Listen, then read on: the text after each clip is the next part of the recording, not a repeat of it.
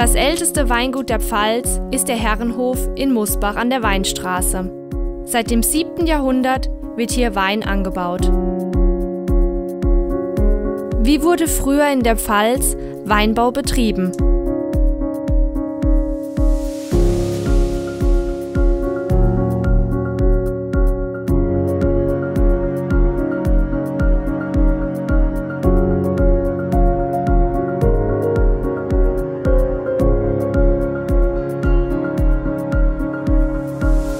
Die geschlossene Kammererziehung machte die Arbeit sehr mühsam.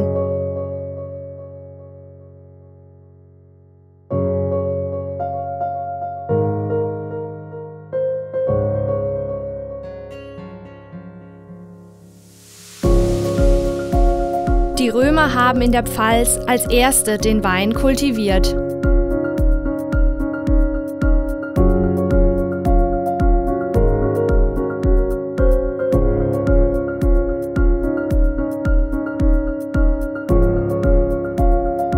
Mit dem Wein haben sie auch Esskastanien und Feigen in die Pfalz gebracht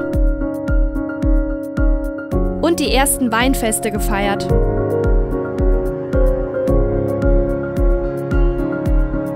Ihre einzigartige Geschichte macht die Gegenwart der Pfalz so lebendig.